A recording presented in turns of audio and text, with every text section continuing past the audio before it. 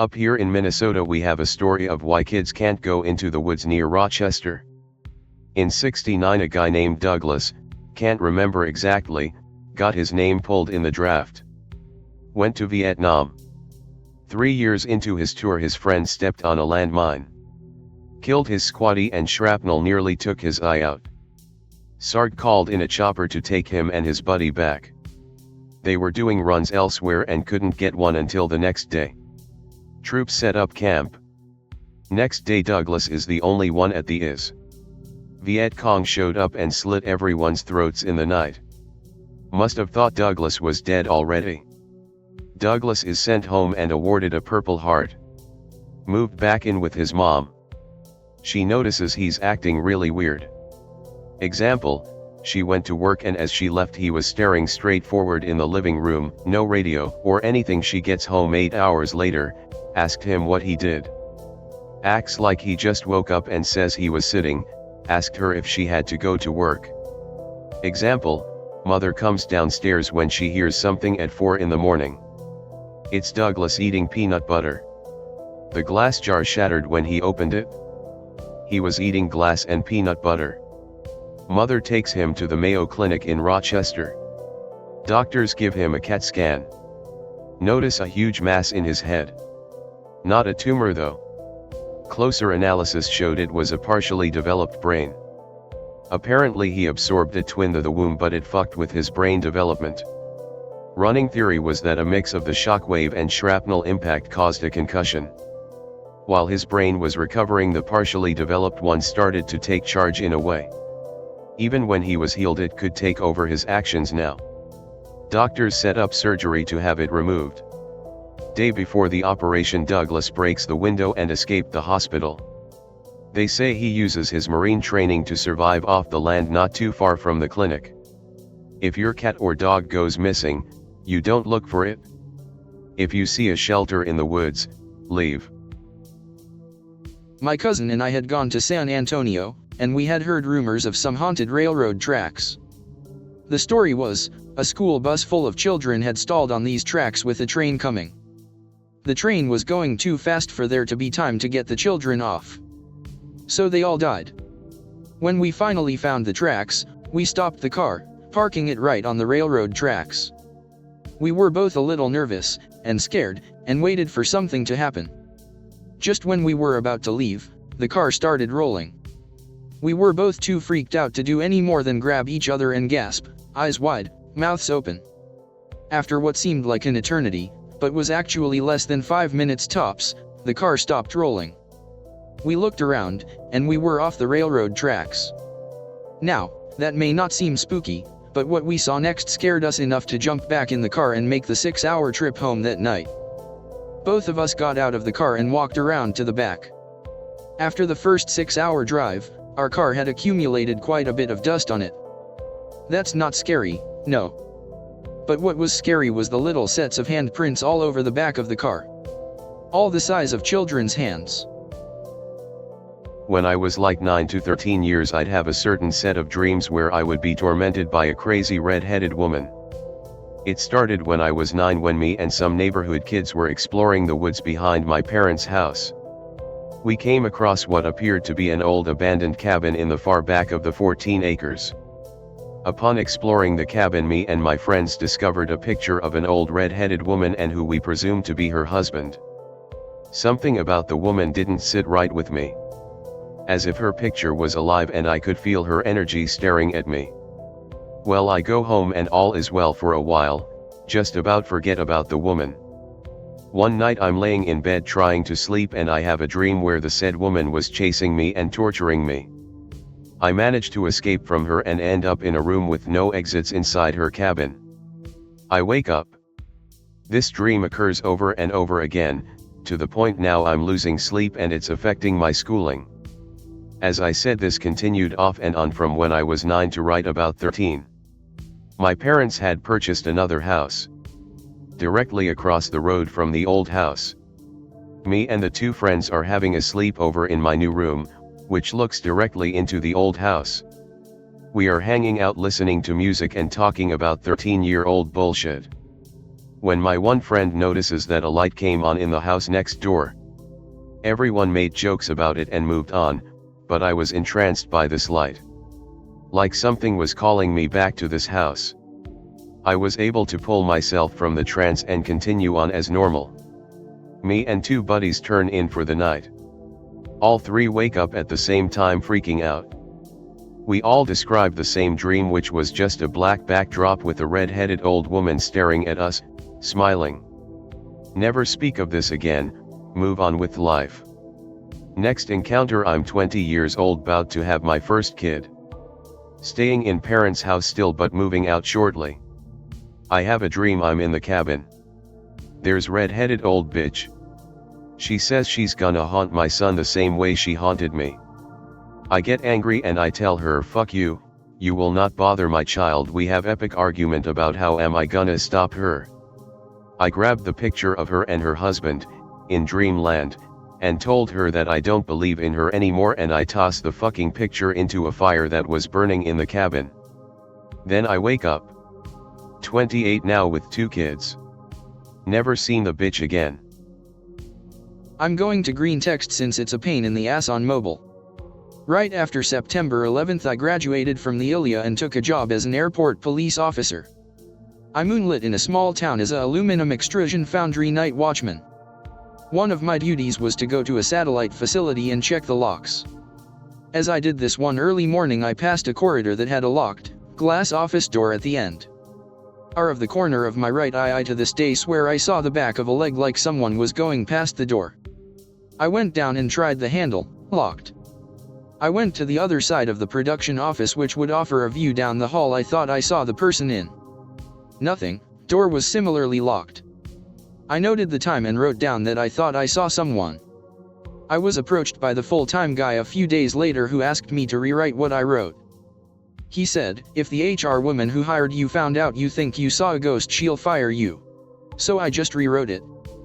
About 2 weeks later I was talking to the plant manager and we were joking about the other building. He goes, I like to go to that building and go number 2 since no one bothers me. He stopped laughing and said, but I've been scared in that place before. I asked him to explain. He recounted that one time he was there and in a stall reading something and someone had come in. This bathroom was kind of odd. The stalls were on a raised platform, you had to step onto it to get into them. He said this one night someone came in, walked just shy of the stall he was in and then stopped. He could see the feet. They turned, faced the empty unit next to him. They turned again and walked out. He said he had never been so scared in his life.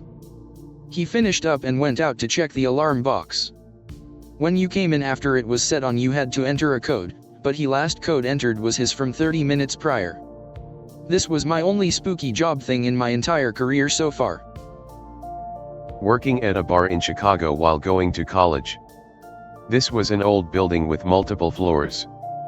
Rumor has it that it once was a major mafia hangout and speakeasy/whorehouse during Prohibition. Lots of hidden panels and doors and such in the building. Rumor has it lots of murders and torture took place in the basement.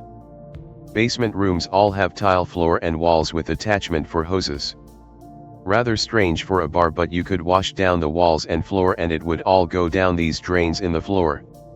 Kegs were kept in this room down in the basement. There was a freight elevator that we could use to go up and down. Sometimes when I would be down there I would smell cigar smoke. I remember I was doing inventory down there and I smelled what was beautiful perfume. It was such a nice smell. I remember saying to myself, wow, this smells nice. I then felt a hand gently touch my face. It was kind of scary, but at the same time I could tell it was not meant to be something scary. I then started to smell cigar smoke again and I heard what sounded like a slap and a scream followed by a muffled Troia. Italian for whore. I then felt this presence around me that was very dangerous. I felt like someone wanted to do me some harm. I quickly ran out of there and heard laughter followed by what sounded like figa, which is Italian for coward or pussy. Told my manager what happened. He looked at me and grinned and said, they can't hurt you. Trust me, if they could you would have already felt it. They are all bluster. Now go down there and laugh at them and they will leave you alone. I went down there and was nope, but then focused on my work. I started to feel this presence again. I said out loud I liked it better when the female was here. She liked me. I then felt this presence around me. I said go to hell faggots and leave me alone. I am busy. Still felt presence but heard nothing else. The previous occupant of my family home committed suicide in the back bedroom. I'm positive his ghost haunts the place, but thankfully he seems to be pretty peaceful. Be me, little kid in the late 80s and early 90s. My bedroom is the one where Oliver shot himself. Absolutely terrified of the closet in the corner for no apparent reason. Never saw anything there, but doors open or closed it always felt like something was watching me. Found out just a few years ago that the bullet impacted in the wall inside the closet when Oliver killed himself. Nobody ever dug it out, just patched and painted over it. Be me later on in life. Regularly use big TV in living room. Only one awake at night. Dead silent out in the woods aside from sound in headphones. Every night I see it. Reflection in the screen, only for a moment. Like someone walking across the doorway and backlit by the kitchen light. No pattern to it, but whenever I turn to look the shadow is gone. Working in machine shop in basement. Random tools get moved from where they should be. Toolbox drawers open when I'm not looking. Whenever I say, damn it, Oliver, or the like, happenings stop for a while. Starts right back up within hours though. So far he hasn't done anything violent, no full apparitions or poltergeist shit. I guess he just likes to play pranks to stave off boredom. Sorry it isn't pants shittingly scary, but I guess most ghosts don't go crazy for a while. Something really similar happened to me as a kid. Mum just tucked me into bed. I was a little old for that shit, but she had a ritual. Tuck the kids in, lock the doors/windows, put the cats out, and turn the lights off. I'm fully awake lying in bed, listening to the sounds of my mum sending the cats outside. I'm the type of person who can't sleep until I'm damn well ready, so I listen to her ritual most nights. Hear her go to bed. Moments later I feel something small jump onto my bed. The lights are out, but I know it's a cat. Fuck yes, boy. My mum had a crazy fear that we would be smothered in our sleep if we had pets on the bed at night, so she never let them inside at night. Sometimes we would smuggle them under the covers for bragging rights. Feeling smug AF. Suddenly remember, Mum closed the bedroom window/door. And I just heard her put the cat out. Whose fucking cat is this? I realize that this may be a stranger's pet, so I lie still so as not to startle it. Feel it kneading my legs, making that nest thing cats do before curling up. Finally it settles down as a warm weight on my knees. Now that it's settled, I sit up slowly to pet it. My hand passes through thin air. What the fuck? I checked the whole bedroom and I found no sign of this cat. The door and windows were barred shut, and there was no other way in or out. I should probably mention that an old cat of ours had recently died of old age. She was a sweet old thing. Never had a similar experience. CSX locomotive engineer here. There is a reason why very few railroaders believe in ghosts. I'll tell you a couple of stories. Be in Central New Jersey, conductor for Stone Train. About 1:30 a.m.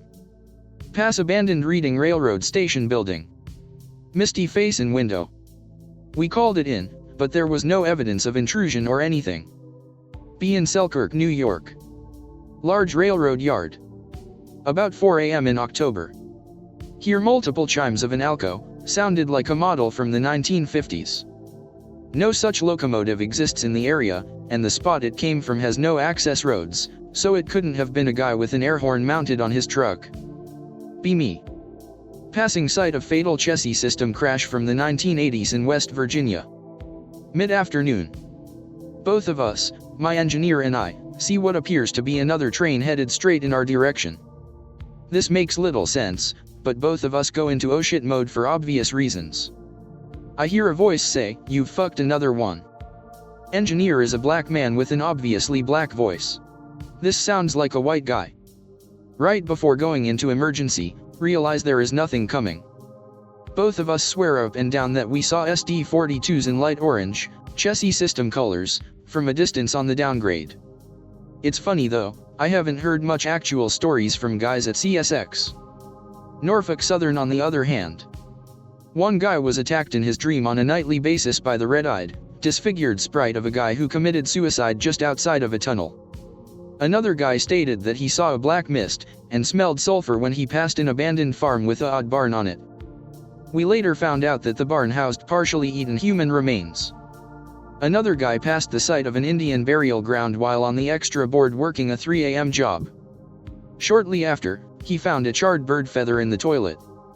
He requested to never work at night ever again. Having said that, Western roads tend to have even more fun. There is a reason why very few railroaders believe in ghosts. Typo? You mean don't believe in ghosts? Or that very many believe in ghosts? Doesn't make sense to say that then follow up with spoopa stories, but maybe it's just late for me. Sorry, I meant don't. I have other stories to share if I show back up again tomorrow. Not just paranormal, but like one time. Be 50-year-old white co-worker, obviously not me. I'm in my 20s, working a night switching job near Philly. Notice a couple of shadows around you. Just try to get work done as quickly as possible. Be approached by neatly dressed Hispanic guy who is obviously hiding tattoos with his clothing. Be told I came up on a train, so I like them. I think you could do a much better job moving cars around here if you came back another time. Guy has the handle of a gun sticking out of the top of his dress slacks. Smells like tequila. Keep in mind this particular guy is known for never making anything up, as are most railroaders. Apparently they finished the switch job in record speed, and saw about 20 guys watching them from various buildings, and a couple following them down the tracks, as they pulled away from their switching and onto the main. When they went to pick up the cars, they were covered in MS-13 graffiti. This happened to my mom in 1979. My grandfather passed away, house being emptied by his kids before pending house sale. Mom swings by and parks her 46 International out back and walks in to grab the TV and do one last look around. Sunny day, house empty, TV stored in dirt floor basement, of course. Walks through empty house, finds houseplant, grabs it, leaves it on kitchen counter, goes into dimly lit basement and sees TV over in corner. One of those big old heavy wooden console types. Walks over to it and just as she is about to drag it, hears footsteps upstairs in live room. Thinks it's her brother, calls out. No answer. Footsteps still heard. Goes upstairs, finds no one. Shrugs it off. Back in the basement about to lift TV, hears footsteps again going from dining room to kitchen. Calls out, footsteps continue to bedrooms. Getting POD that brother is trying to scare her. Sneaks upstairs, finds no one. Okay, now concerned. Back in basement about to drag TV to cellar doors, hears footsteps again. This time she just listens and follows the sound as it goes from room to room and finally down hall. Skin crawls. Realizes that it was searching every room upstairs. And now walking down hall to where stairs to basement is. Nope. Surging from adrenaline due to near panic state, grabs TV, and practically runs across basement to cellar doors. Has to pass stairs in center of basement. Footsteps now at other side doorway to basement.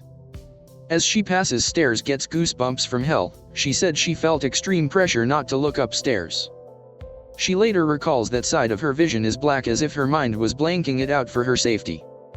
Practically kicks cellar doors open, out into sunshine, throws TV in back of her binder, fucking takes off, never looking back. Gets home, shaking, calls brother threatening to kill him for spooking her. He denies it. She tells him the house is still open and better lock it up. He goes back. House is empty. Be me. 5 years old. Living in a tiny bumfuck town. See black arms coming out of the floor in my bedroom at night, and even during the day if I was ever alone in my bedroom. These arms seemed sentient, not like they were arms of demons reaching up from the pits of hell randomly and blindly, but that these hand and arms were themselves an entity reaching out deliberate and moving extremely unnaturally. My favorite toy, a bounce horse in my bedroom. Would go to ride it, but after being attacked by the black arms coming from the ground would avoid going to my bedroom if my older brother who slept in the same room wasn't also there with me. 11 years later. Moved to a different house. Stopped seeing the black hands after moving. New house has 40 acres of woods. My younger sister and I explore the backwoods. She was 12, I was 16. One day discover a basement we assumed was part of an unfinished house turned out to be charred remains of a house that burnt down. Find out the whole town burnt down in the late 1800s. Blackened hands and arms. Which could have been charred hands and arms of those who died in the fire. Town burnt down. I used to think it was all in my imagination when I was 5 until I discovered the history of the town I grew up in. These days I'm not so sure. And since I wasn't the only one in that town who experienced paranormal encounters, I'm 100% certain my encounters were real. I work at a truck stop in the middle of the countryside, and the night shift can get pretty creepy. The fact that it was built on an old Indian reservation didn't help either, and during the night shift, there was only 2 people running the whole place, which was pretty big. I used to work the night shift quite a bit, and here are a few stories. About a month after I started working there. It's about 3 a.m. Working up at the gas bar, only one there because my co-worker needed to shit. I'm just sitting there playing solitaire on the computer, haven't seen customers in at least an hour. Suddenly hear very loud kicking against the wall from inside the back room. Oh fuck, some Indian from the new reserve probably broke in. Grab a crowbar and run into the back room. There's a thick mist in the air that dissipates in about 3 seconds. Okay. Suddenly a fire extinguisher falls off the wall and the same kicking is heard back in the main room which I was just in. WTF. Run back in, but nobody is in the main room either. Wait in the main room with a crowbar in hand until the co-worker is back from his shit. I tell him what happened, and he tells me, oh that's just Todd, our ghost. Just great. A few weeks later. Outside, having a smoke at about 1 a.m. It's a totally dead night, we haven't even seen a car on the road for at least 2 hours. It's a humid and muggy night, tons of bugs making noise. Just about to finish my smoke, when suddenly all the bugs stop making noises. Deathly silent out, I go to get my co-worker so he can see it too. As soon as he gets outside, the lights that line the road in front of the truck's start flickering on and off for a good 10 seconds. What the hell? The next day I talk to the boss about me and he says it happens all the time, and he has no clue what causes it. I have a few more if anyone wants. I'm not totally sure about this one, since I don't have access to the security cameras, but I've heard about it from a few co-workers who used to work the night shift. Apparently on a few occasions when paranormal shit happened, security cameras captured weird, unexplainable things. The restaurant, which is closed at night, has infrared cameras, and at times when paranormal activity happened, you could see very tall, vaguely human-looking shadows fly across the corridor near the restaurant at very high speeds, about 3 meters per second. There are also times where fire extinguishers fell off the fall for no reason. In fact, it seems like the ghosts have a weird attraction to the fire extinguishers.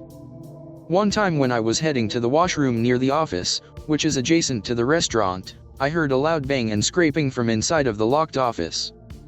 The next morning I told my manager, who was just starting his shift at 6 a.m., and he opened up the office.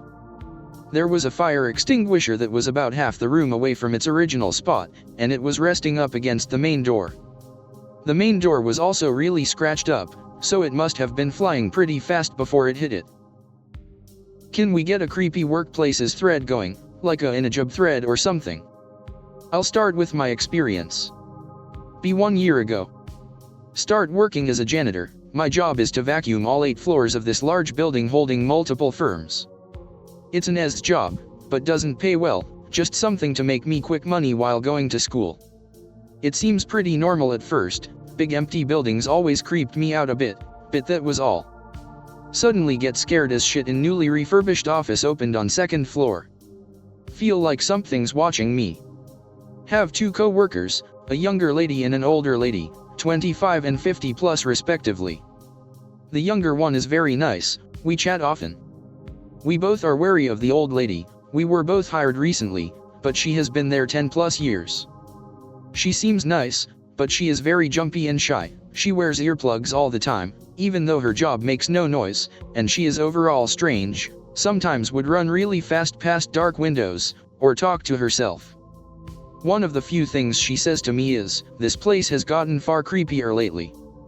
Discover second floor seems to be haunted, knocking noises, my backpack vacuum was tugged on when no one was in there with me, can hear heavy breathing if you remain quiet, general feeling of horror just bring there. One day older lady loses her keycard, how we operate the elevators, while cleaning a bathroom and she loses her shit, yelling who could have known where I was? Who could be watching me and done this? Later find her keycard in bathroom after thoroughly searching it once. Decide to grow a pair and try to communicate with the spirit. Go all ghost adventures on it, not really, and devise a plan. One room has this guy with some sort of pheasant/Lincoln fetish, and he has a pheasant carving hanging over his desk, and it can freely spin. Tell ghost to spin it clockwise for yes, counterclockwise for no, and not move it for unsure/no answer. Responds accurately after all questions, was not spinning before question, spins after asking, only ask when no one else is around. Do this for a while, been working here a little more than half a year now. Discover it's a he from before the building was there, had light brown hair, doesn't think he's dead, and that he is the only spirit in the building. Time goes by, not afraid of building at all anymore. I ask it if I could call him a friend, gives a resounding no. Time goes by, nothing spooky, don't ask spirit many questions. One day, there is a strange vibe in the air on 2. Go down into the room with the ghost, everything seems normal, then I see it. The right eye of the pheasant that I used to communicate to the spirit with has been forcefully ripped out, the eye socket is surrounded by scratches, and on other parts of the pheasant are more scratches. Piss myself, but haven't sensed the ghost there anymore since then. Cue malign spirit now at my house, freak the shit out, whispering kill in my ear at night. And a bunch of gibberish, horrible feelings in my gut, do not feel safe. Call upon my power and the power of the divine to shield me, then banish the motherfucker after a few days. Hasn't bothered me since. You gonna be dead like a bitch, you gonna get banished like a bitch.